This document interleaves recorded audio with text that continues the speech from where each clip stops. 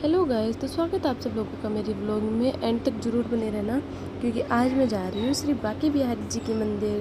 तो आपको भी वहाँ के दर्शन कराऊंगी। बांके बिहारी जी के दर्शन है तो व्लॉग में पूरे बने रहना, व्लॉग को पूरा देखना। और बांके बिहारी जी के मंदिर देखो, मैं बीच में ना वीडियोस नहीं बना पाई थी, तो देखो सीधा मैं मंदिर में जाके इतनी भीड़ थी भाई, सारे लोग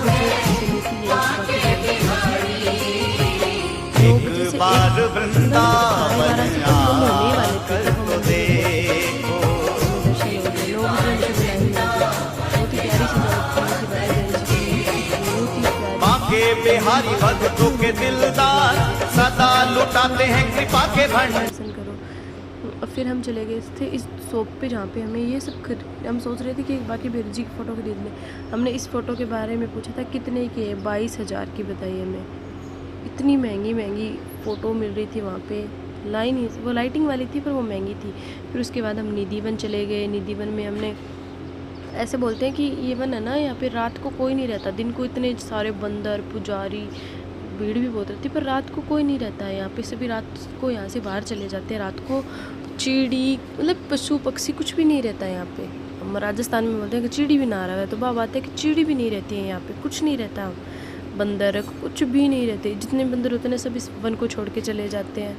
कहते हैं कि यहाँ आज भी, कहते हैं कि यहाँ आज भी राधा और कृष्ण और गोपियों के साथ रास लीला करते हैं, यहाँ पे वो नृत्य करते हैं रात को आके। तो इसलिए यहाँ पे कोई नहीं रहता है। और यहाँ पे ना कुछ लोग रहे भी थे, उनकी समाधियाँ भी बनी हुई हैं। कुछ रहे थे कि वो रहस्यमयी तरीके से गायब हो गए थे, उनकी समाधि है वहाँ पे। तो ये अभी तक इस मंदिर का इस मतलब जो ये निधि वन है, इसका एक रहस्य है कि उसको यहाँ पे रात में कोई नहीं रहता। फिर उसके बाद हम चले गए थे केसी घाट, जहाँ पे जाके हमने यमुना नदी को प्रणाम किया, पूजा की। फिर उसके बाद ना पूजा करने के बाद हम वोटिंग करने लगे थे, क्योंकि मेरे हस्बैंड का बहुत मन था कि वोटिंग करें, तो हम वोटिंग करने चले गए थे। इसके अंदर बहुत ही मतलब ऐसा लग रहा, इसने वोट वाले ने ना हमें सारे घाट दिखाए थे, जितने भी घाट हैं यहाँ पे सारे। तो ऐसा नहीं, ऐसे दिल बाग बाग हो गया था वहाँ पे जाके। ऐसे लग रहा था कि हमने ना सब कुछ, और बहुत ज़्यादा गर्मी थी, मंदिर में बहुत ज़्यादा भीड़ थी, इसलिए मेरे बाल ऐसे कुछ बिखरे हुए ऐसे हो गए थे। पर उस वक्त ऐसे पता नहीं चल रहा था कि हमारे बाल ऐसे हैं, क्योंकि गर्मी बहुत ज़्यादा थी भाई, बहुत ज़्यादा गर्मी थी। और ये मानना है कि मतलब यमुना नदी है ना, ऐसे लोग बोलते हैं कि पहले बहुत ही सुंदर नदी थी, बहुत ही साफ़ पानी था इस नदी का, पर अब शायद उतना साफ़ नहीं रहा है। ये जो यमुना नदी आपको पता है कितनी लंबी है, तो ये फैक्ट्रियों की गंदगी ये सब इस नदी में डाल देते हैं लोग। तो मेरा मानना है कि इस नदी को ना ये हमारी पवित्र नदी है, इसको साफ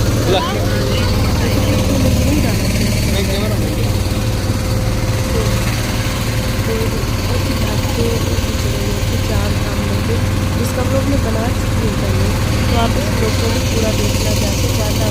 जैसे माता रानी वृंदावन में है, जो भी जा रहा है।